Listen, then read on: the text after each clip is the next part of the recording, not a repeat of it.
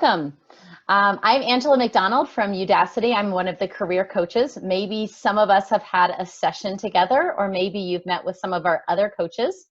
Also on today, we've got Yvonne, who's one of our coaches. You might have had a session with her, and she will also be here to help me out. I'm super excited about this session today.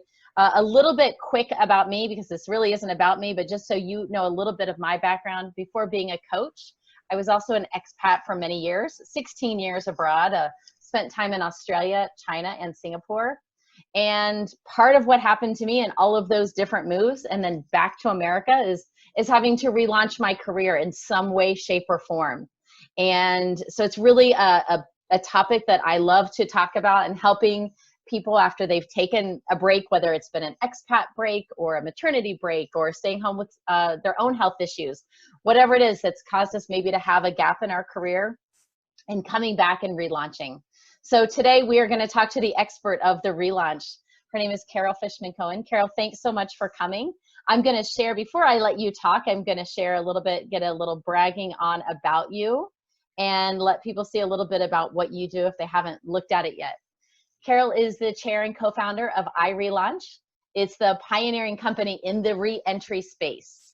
They work with hundreds of companies on building return to work initiatives. So instead of just helping job seekers, maybe such as yourself, find the jobs and find ways to get back to work, they actually have been super proactive, going to these companies and saying, hey, you need a structure in place. You need something that you can do to really encourage these people to come back. So I think it's fantastic. She's written a book. She's going to share a lot of her resources. And something I'm really excited for her to talk about today is the STEM Reentry Task Force with the Society of Women Engineers, which is obviously, Carol, with the STEM experts we have on here, they will have a lot of interest in that STEM piece. So I am going to stop sharing so we can just focus on Carol and what she has to say, and let it go from here. And as questions do come up, if they come to your mind, just type them in the chat, and we'll have some time to get to questions at the end, and we'll catch as many of those as we can. So Carol, I'll let you go ahead and give a little more of an introduction. I hope I did okay in giving a little bit of background, but tell us a little bit about yourself and starting iRelaunch. All right, well, thanks, Angela, and thanks to Udacity for having me as a guest. I'm excited to be interacting with all of you who are here online with us. So I'm Carol Fishman Cohen. I'm the chair and co-founder of iRelaunch, and we are the pioneering company in the career reentry space. We started in 2007, and before that, and leading to co-founding iRelaunch, I co-authored a book called Back on the Career Track, which came out in 2007 and is known as the Bible of career reentry. And even before that, I lived this myself. So just as Angela's talking about her relaunch experience, I am a financial analyst by trade. I was working in corporate finance for an investment bank in Boston, and my company collapsed when I was on maternity leave with my first child. And so I didn't have a company to return to, and that began my career break. I decided not to go looking for the next big job. I ended up having 3 more kids. I was home with them for 11 years. And then, and that was in 1990, a long time ago that the company collapsed. 11 years later, in 2001, I relaunched my career again as a financial analyst at Bain Capital, which is a big investment firm that's here in Boston. And it was in part because there were people who remembered me from 11 years before who had worked with me at the investment bank. And they remembered me years later and gave me the opportunity to come in and speak with them. And that ultimately led to the job opportunity. So I've been through every phase of this transition firsthand. And that really helps me have an authentic connection to our audience at iRelaunch, which is at this point 82,000 people nationally, men and women who are returning to work after career breaks for childcare, elder care, expat experiences. It could be retirees, a personal health issue, pursuing a personal passion. We also have some veterans and military spouses that are relaunching careers. So people who are on career breaks from 1 to over 20 years in every field. And then, as Angela talked about, we do a lot of our work with companies to create their own in-house return to work programs. Many of them are internship based. They call them returnships. We can talk about that. And that originated because, and we can talk about how this has evolved, but companies perceived hiring relaunchers, people who are returning after career breaks, as a high-risk proposition. So the returnship, the internship, allowed for a testing out period before having to make that hiring decision. And that's been a really successful model, and we'll talk about the statistics that we have from the STEM Reentry Task Force, because we have many companies involved in that initiative that have launched programs, and we keep statistics on how many people get hired afterwards. So we can talk about that. But then we're also seeing other types of return to work programs. For example, direct hire programs, where people are hired into their role from day one. There is no internship, but there is still some transitional programming and a loose cohort of people who are starting around the same time, and mentors and other supports for them as they're reintegrating in the first few months back. And then the third way we work with companies is to be involved in return to work events. So maybe they screen and select 25 or 40 or 50 people to come to a 1 or 2 day workshop where we present career reentry strategies, and they talk about their company, and then they use that as a pool to hire from. So that's what we've been seeing. And we've been watching this space carefully since 2007, and one of the things we do is document the career reentry activity that's been going on. And probably our most popular list on our iRelaunch.com website is a list we keep of about over 90 companies that have a paid return to work program of some kind. And I should mention those returnships are paid. So I would recommend people go to iRelaunch.com, and if you look under the Relauncher tab, there's something called Paid Corporate Return to Work Programs around the world, and you'll see that list. So that's an introduction. Great. Thank you, Carol. That's excellent. And I think that when, a couple of things you mentioned, and I feel like I could talk to you all day about it, but one thing you said that really struck me is that in the past, and probably, definitely when you were looking at relaunching, and even just 10 years ago, even I feel like there's a lot that's changed in the last 5 years. And they used to really think of people as being such a high risk, and you would just avoid ever, how can I hide that gap? What do I do to pretend that 5 years never happened? Can you share with us a little bit about how that mind shift is changing in corporations, and where you see some of that progress and that mind shift happening? So it's been really fascinating to watch, because Angela, you're absolutely right. It used to be you had a career break on your resume and it got tossed right into the trash can.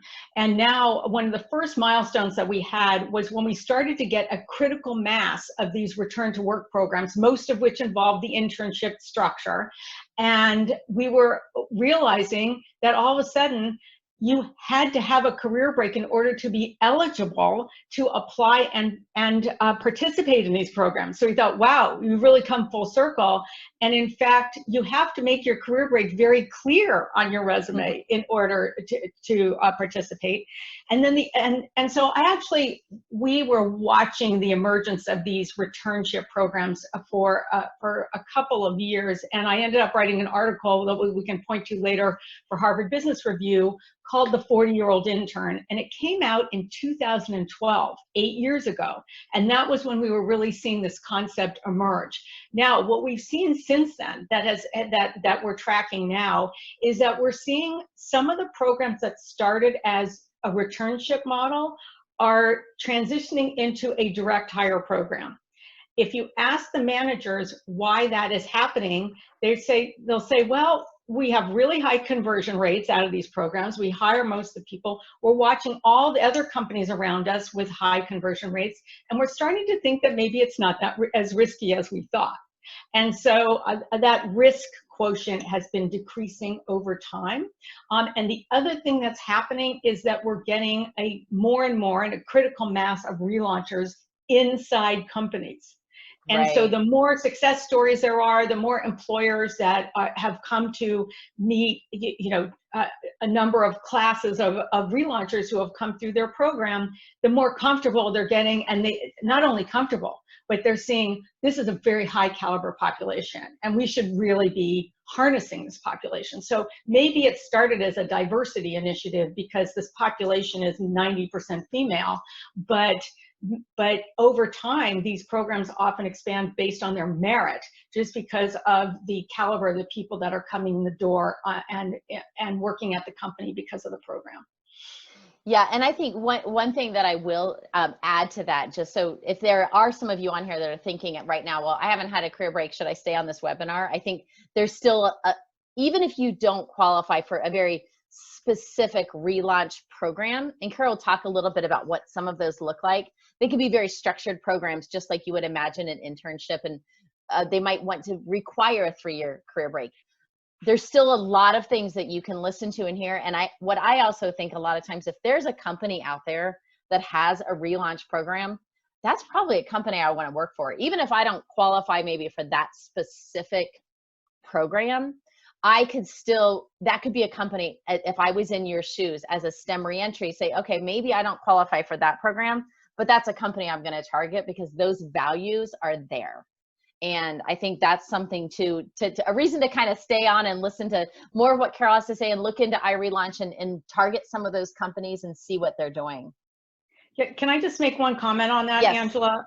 For people who are not on career break, but maybe you're earlier in your career and you're either anticipating a future career break or you don't really know, because sometimes these career breaks are not planned for, and there'll be something that happens in your life and it becomes a reason for you to take a career break. Sometimes that's something really happy, and sometimes it's some kind of an issue with your own health, or have a special needs child, or infertility or something. And so one thing to keep in mind is if there's even a remote possibility of taking a future career break, there are a couple of things you can be doing right now that will ease your transition back in later if you end up taking a career break. So let me just get those on the table so people can be aware. That'd be Number great. number one is to start documenting. So you're in your job in real time right now. Open up an e-file and start taking notes about milestone moments that you are experiencing. Positive, negative, anytime you learn something. Because you later on, if you do take a career break, when you're returning to work, one of the things that you need to be able to do is to recount anecdotes from your prior work experience that are relevant to the job that you're applying for. And so those of us who didn't take notes along the way essentially have to recreate the past and remember details from certain situations and put that together years later. Whereas if you're recording it in the moment, your post-career break will thank you for doing that now.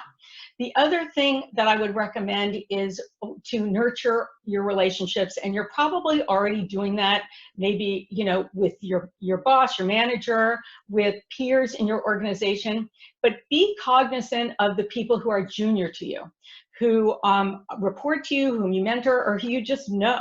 Because if you do go on career break, these junior people could be moving up while you're on career break, and they can later be in a position to open a door for you. And I can tell you, in my own case, when I was on that investment banking job before my career break, I had gotten my MBA. I was the MBA person on the team. There was someone who was an analyst right out of college on a couple of my teams, and we knew each other. And when I took my 11-year career break, he was moving up. He became a managing director at Bain Capital. He's the one who opened the door for me to go interview there. And we have numerous instances of relaunchers who are working for people who used to work for them. So I'm just giving you a little advance notice to think about these junior people could become important. And if you have this great relationship with them, they're going to love the idea that they can pay back for whatever role you played for them initially. Now they're able to help you.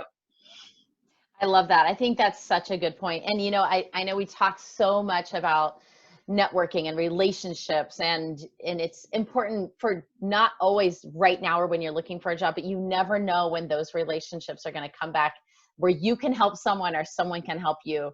So keeping that always at the top of your mind, and that, you know, that term networking doesn't mean you're out there at events every day passing out business cards. It means you're building those relationships with people right next to you, under you, and above you. So I think that's a great point. Yeah, and you know, we do a podcast, and we can talk about this later, but my last 3 podcasts, and I just wrote a piece on this because I was so struck that I had a version of this conversation 3 times in a row, because we release them every week, so I'm always recording them. And 3 people in a row were talking about who the person was who was instrumental in their relaunch. And it was always someone who they didn't know that well. You hear that the people who are instrumental in your relaunch are going to be people you don't know that well. So illustration, one person says, well, my husband had lunch with someone who knew someone, that there was this potential opening that was coming up, and it was at a university, and I ended up going over there for an informational interview and ended up getting hired. Or someone was running this warrior fun run and with their friend, and at the last minute, the other friend came along who the person didn't even know, and they somehow ended up talking, and the relauncher ended up working for that person. So you just do not know when these relationships are going to materialize or become significant. Right, and it could, if you're doing a lot of volunteer work during your break, sometimes those relationships end up being what happens. And I think, you know, I worked with someone, knew someone recently, they weren't a client, and I knew she wanted to go back to work. So we were just having a casual chat over a glass of wine. And in the process, she was telling me she was going back to work, some circumstances had changed. And she said, but I've done nothing. I've done nothing, Angela, for 7 years. And I say, you know, your personality doesn't strike me of someone who's been sitting on the sofa eating Doritos doing nothing. So let's talk about what you've been doing. And really it came down to it. She had been so instrumental in helping run her husband's business. I'm like, are you crazy? Anyone would take you on to come in and whip their business into shape in some operational standpoint. And she got her first job, and now she's on to her second job. And it makes me really excited to help people think about that gap. And if COVID has unfortunately caused you to be out of a job and you're experiencing a gap right now, start thinking like, what can I do during this time that I'm not going to let the gap define me. I'm going to let what I'm doing during this gap define me a little bit more. It's such a good point. We talk about this whole concept of strategic volunteering, intentionally taking on volunteer roles that are related to your career goals. And there are 3 websites that are databases of volunteer opportunities. One is idealist.org, IDEALIST.org. One is volunteermatch.org. And those are role-based volunteer opportunities. And then there's a third one called Catch-a-Fire, CATCHAFIRE, catchafire.org. And those are project-based opportunities. And if you go onto the site, you'll see most of them are remote, so they can be done right now virtually. And it will be like, instead of taking on a volunteer role as grant writer for the organization, maybe you do a project writing a single grant. So, you know, instead of, you know, maybe you help develop a marketing campaign, but you're not the actual volunteer marketing director. So that's something just to keep in mind, because you can have a section on your resume, recent and relevant coursework and experiences, or you can put experience on your resume instead of work experience, and put the volunteer roles side by side with your paid roles. And the other function that volunteer work, substantive volunteer work does, is it allows you to have a reference from someone who's current. Because sometimes people get really nervous if they've been out of the workforce, you know, for 14 years ago, how are they ever going to get that reference? I will say that we've had this happen a number of times where people say, my boss, A, will never remember me from 14 years ago, or B, if they do remember me, they're going to be mad I haven't been in touch, so I'm not going to get in touch. And we're like, no, you got to at least try. And invariably, the person's thrilled to hear from them and remembers them, and when they've been asked to write references and they've been, you know, from a significant manager relationship, they have totally been regarded as a reference that was written recently. Yeah, those are great. Yeah, I remember when I first found out I was moving overseas, and I thought I would never quit my job for anything. And then my husband said it was Sydney, Australia. And I said, oh, okay, I think I'm convinced. Didn't have to twist my arm too much. And my boss and I wrote on a paper napkin having farewell drinks that I'd be back in 3 years. Obviously, I wasn't 16 years later, and I still haven't made my way back to Charlotte, North Carolina. But he was the one who wrote me a reference to get my job back in banking in Australia. So he didn't hold the 3-year napkin contract against me. That's great. And can you talk a little bit, because this is something I even, you know, every time I talk to someone, I try to look at their unique situation on how to show the gap.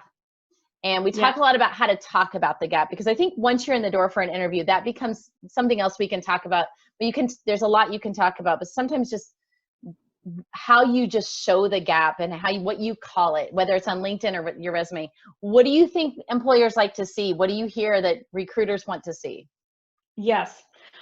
Okay, so I'd like to talk about how do you talk about the gap effectively, but showing the gap on a resume. So let's talk about 2 scenarios. The first one is if you're applying to one of these formal return to work programs that are at a company where you have to have a career break in order to be eligible.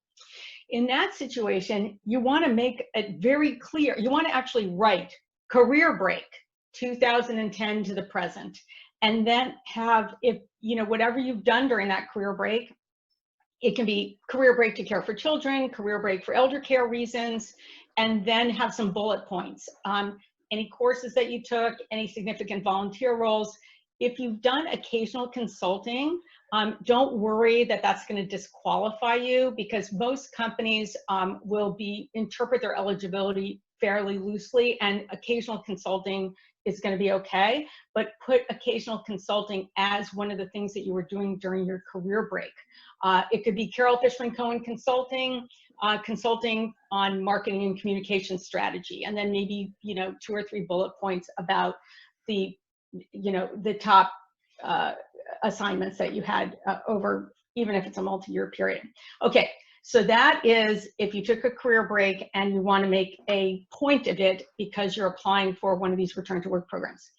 Now, most people are not going to get hired that way. And so the other way that you're going to want to think about what's your career break or how to portray it on a resume is if you really don't want to call it out so much. First of all, you have to tell the truth. And sometimes people will say, you know, I took a career break because I had these caregiving responsibilities or something else was going on in my life, not so I could be doing activities to ease my transition back in. So I didn't take any courses. I didn't do, you know, any volunteer work. So, you know, it's good to sort of dive in like you did with your client to find out if they're saying I didn't really do anything and they actually have done a lot more than they're giving themselves credit for. But if they really don't have a lot of, you know, career relevant career activity, then you're going to have to write career break, you know, whatever year to the present, and say what it was for. And remember that you are unlikely to get chosen from, you know, a LinkedIn keyword search with that resume. You may not, but most relaunchers don't get. They're not focus of headhunters. They usually get their jobs because of a personal connection or some sort of personal handoff. And that's where you want to spend most of your time, is going public with your job search and telling everyone you know that you're interested in returning to work, and being very specific about what you want to do. And we can talk about the career assessment piece and why you can't just say, yeah, I'm looking for jobs in finance. You might want to say, I just took a course in anti-money laundering and I'm looking for compliance roles. So you see the specificity of the goal is really, really important. So if you have taken relevant courses, and and if you haven't been doing it during your career break, you can start right now. Enroll in a course, take a volunteer role, and put recent and relevant coursework and experience on top, and list it.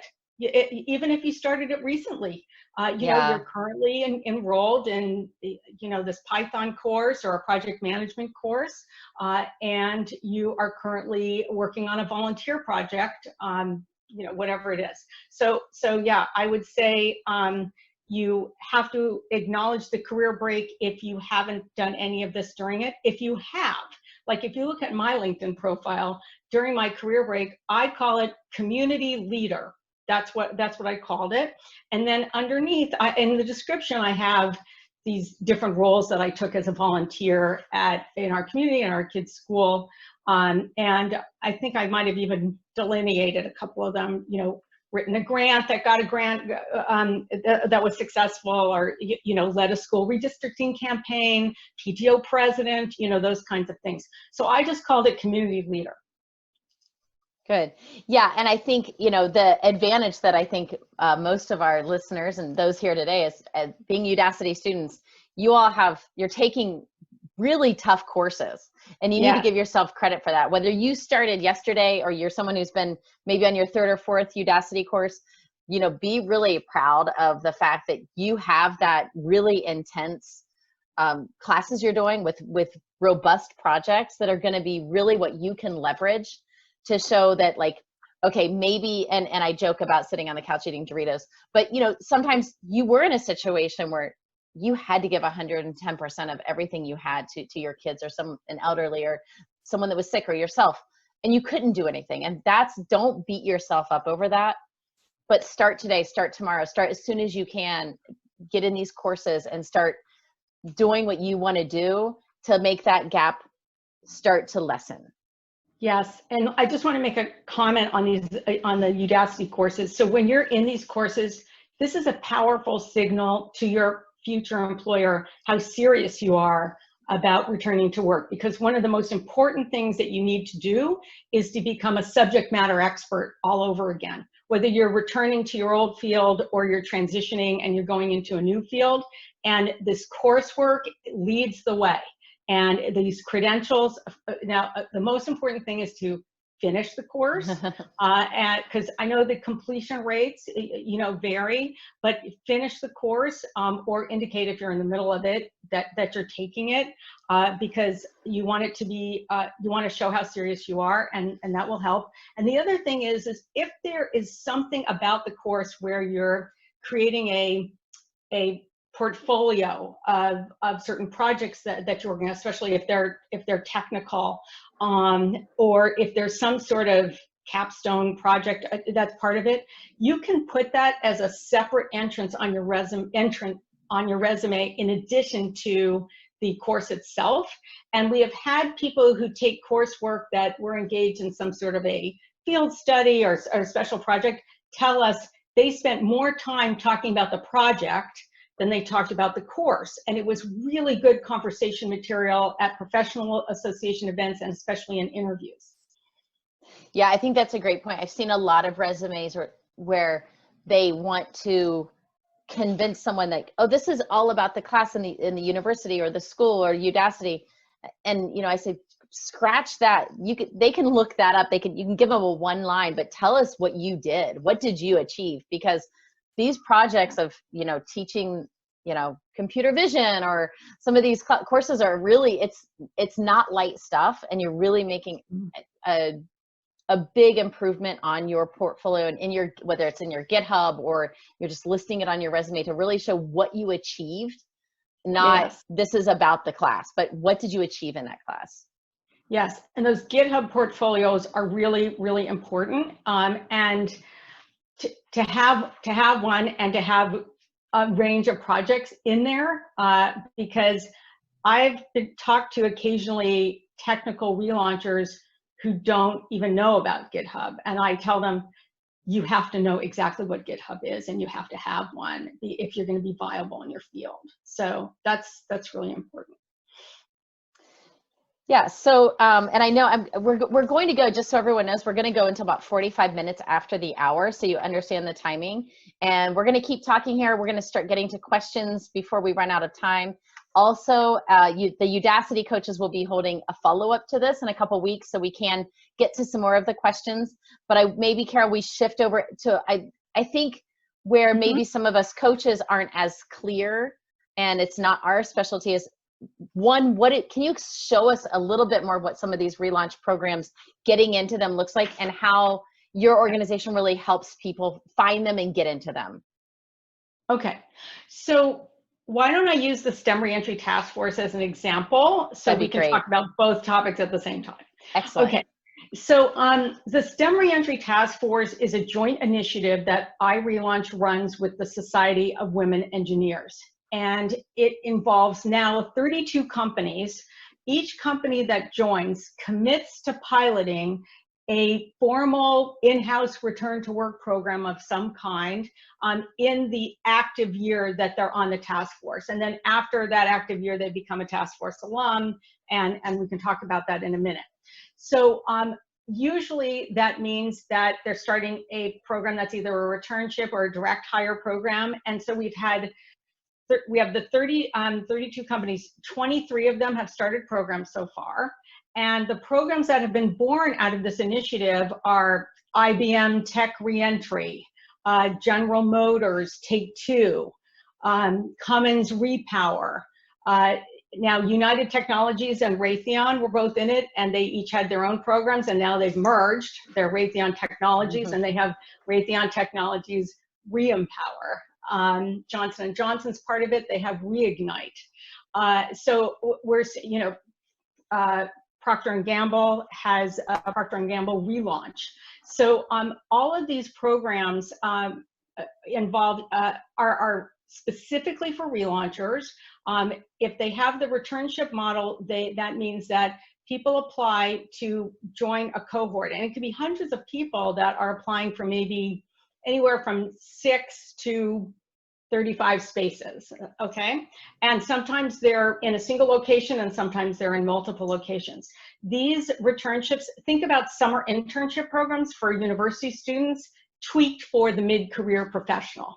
And so they last anywhere from 8 weeks to 9 months. Most of them are between 3 months and 6 months in length. They're paid. Sometimes you're doing a project in a particular area where they're anticipating there will be open headcount when the program ends. Sometimes you're in an actual open headcount role right from the beginning, even though you're classified as an intern equivalent. And if you're successful, then on a Friday, you're a returnship person, and on the Monday, you're still in the same role, but you're a full-fledged employee. So the opportunity is that you move, for the returnships, you move through the program as a group. And that's really helpful because, when I relaunched, I was this kind of unusual one-off hire. I didn't know anyone else who had relaunched. Relaunching wasn't even a thing in 2001. But now when people are in this cohort, there's an orientation, there's programming. We at iRelaunch do this really popular kickoff, how to make the most of your career reentry experience, a half day. And then there'll be ongoing programming. Maybe you have a lunch and learn with a senior executive who talks about their career path and also their line of business. It could be other relaunchers in the company come and have a panel with you and talk about what it was like to transition back to work at that company. We do something called cohort coaching, where we meet with the group at the middle and right before their mid reviews and at the end, right before they find out if they're continuing or not. And we talk about life after relaunch, whether they're going to be continuing or not continuing. So the idea that you go through this process with a group, and I actually have an article that I wrote for Harvard Business Review called The Power of the Cohort in Career Reentry Programming, because we're so unusual inside the organization that we get a lot of personal and professional support from each other as we're moving through it. Now, the other kinds of programs are what I mentioned, the direct hire programs. So those programs, you don't actually form a strict cohort because not everyone's starting on the same day, but really they usually form loose cohorts, and they still have mentors and buddies and programming and opportunity to connect with each other and connect with alumni relaunchers who are in the company. And so there's structure around the program. So that's what these programs are, and you can hear the different names: Repower and Reignite and Reempower and Reentry and Return to Work. So they all have those kinds of names, but at this point we've had over 600 people participate in task force company programs, and 86% of them have been hired. So we know this is a very successful model. We already knew it because we work with a lot of Wall Street companies where there's a high concentration of return to work programs in finance and Wall Street before it emerged in the tech sector. And the results there are also, you know, between 50% to over 90% of cohorts on Wall Street were converting to employees or extended hires. So we know it's a great model, and the direct hire programs have also been really successful. So we meet every month with the program managers of the companies that are creating their programs, and we bring them through a curriculum and share best practices and have an idea exchange, and everyone's building their program in the same time frame. So the program managers themselves are in a cohort, exchanging ideas and collaborating and getting the subject matter expertise as they move along creating this program. So it's been really successful, and we've seen many of these programs expand across. They may start in a tech area in IT or engineering, and then they'll broaden functionally, they'll broaden domestically and internationally. And I know there's a lot of questions coming in. What are the top 3 characteristics you could tell us make a successful relauncher? What do you see in people that you're like, I know that sometimes I get a sensation or a feeling that I just feel it, and then certain characteristics I see. What do you see in people that you're like, yes, she's going to work, he's going to make it? Mm-hmm. All right, well, let me just first tell you, just in general, what does the pool bring to the table? Why are employers interested in this pool? Usually, as I mentioned, these initiatives start as diversity initiatives. So it could be all of a sudden, we don't have enough women in mid to senior level roles because over a long period of time, the women have been dropping out. And that's why the programs on Wall Street emerge first, because those companies are so old that they've had generation after generation of people go through, and the women were leaving, and all of a sudden it was like a crisis. We just don't have enough women, and we want a way we can reconnect with them mid-level. So that was the birth of these programs. The tech firms, of course, the legacy tech firms, Dell, IBM, they're older companies, but you know, the Silicon Valley companies are younger, and some of them are just now 20 years old. So they're just getting, you know, people moving through all of the life stages, maybe a couple of times now. So if you think about our life stage, so we're educated, we have great work experience, we have a mature perspective. We're not trying to find ourselves. Like, I actually think people younger should be exploring around and trying a lot of different things, but people who are relaunching have already done that. And so they've learned a lot about themselves. And when they're coming back second time around, we encourage them to do a lot of thinking and deliberation about exactly what they want to be doing now. And they're very committed. And the other thing is that relaunchers are chomping at the bit to get back. If they've been away for a long time, they can't wait to get back. And they have this enthusiasm and energy about being at work that employers always comment on, how they inject this enthusiasm into their teams. So that's another piece of it. But the really successful relaunchers, they have to be fearless learners. They have to be open and not afraid to learn new technology. Like, the employers will say, it's not as important for the person to know all of the technology that we're using, but I have to feel like the person is fearless about learning what they don't know. So that's great. really important. Yeah. The other thing that's important is we're probably going to be older than a lot of people who we're working with. So when I went back, I was 42 years old. I was working for a 37-year-old. Okay, and everyone was younger, and you know, I went to the orientation with the analysts right out of college and the MBAs, and then there was me, and I had to have a really good attitude about that, and I did, and I was like, not hung up on saying, well, you know, when I was your age, we did all those calculations by hand. You know, Yeah. So I think it's really important to be, you know, very open and giving and a team player, and not hung up on, wow, everyone's so much younger. And that if you're not hung up on it, they'll be less hung up on it. So yeah, so I think that's a great point. I think sometimes there's a lot of factors that come into play, but that little bit of ego where you have to say, you know, I don't care that my manager's 10 years younger, or I don't, you know, I'm going to take a little longer to maybe learn this one thing, and that's okay. And not feel like, oh, I've taken a step down. If you've gotten back, you're going to get in there, you're going to prove yourself. And, you know, within months, you're going to see yourself, if you're motivated and you're there and you've got that growth mindset, you're going to see yourself, you know, back on that trajectory where you want to be. Yes. Good. So let's, one of the questions that came through that I noticed was talking about, and I've had this a lot actually, and I keep meaning to ask you, Carol, is internationally. I know we've got a lot of these programs in here in America. Udacity is a big international student base. What are you seeing internationally? Yeah.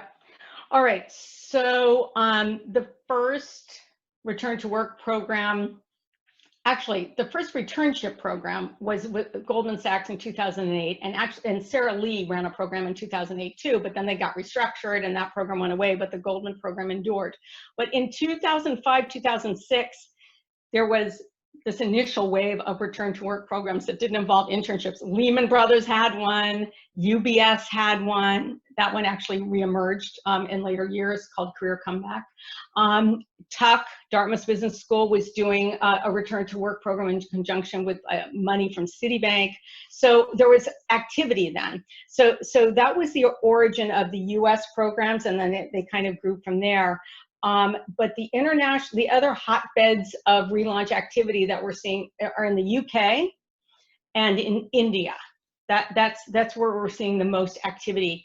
And when we look at the expansion of programs that originate in the United States, we will see them expand to the UK and India probably more frequently than other companies, although there are some company programs like MasterCard's program runs in 10 different countries internationally, and in some really interesting places like Russia and Dubai. And Johnson & Johnson's program has expanded internationally. I know they have someone from Switzerland. They're just now expanding to India. And a number of the programs, IBM's program expanded to India, Cummins did. And so we've seen a lot of activity and expansion there. Those are the two big areas. Okay, great. And I think, you know, just so everyone is, again, thanks everyone for coming. I know there's a lot of questions. We are going to make sure we copy and paste all of those. We're going to be having a revisit the relaunch, shall we say. I know Carol's very busy, and we appreciate all the time you're putting in today, but we will, there's a lot of the questions I think that the coaches, we can have another session and come up with. If they're iRelaunch specific, I'll definitely be getting back in touch with you to make sure I get the right answers for everyone. Okay. Tell us just, I feel like I'd be, it seemed like I was on a deserted island by myself if I didn't bring it up. COVID, it has a factor in everything in life. And then, so if you can talk a little bit about that, and then I'd like to share a slide that has a lot of your resources that maybe you can tell them about some of the upcoming events that might be of interest. But what about COVID? How's it affecting some of this? So it's been fascinating to watch this. So, you know, we're really deeply engaged with companies that are contemplating programs, launched their first pilot. They've been running their programs for years, and now they're expanding. So we are involved with the whole arc of programs in different stages. And I would say that we've seen programs that like TD Bank's program, we have an employer speaker series, and we just had Pauline Ashworth from TD Bank talk about how they launched their program during COVID.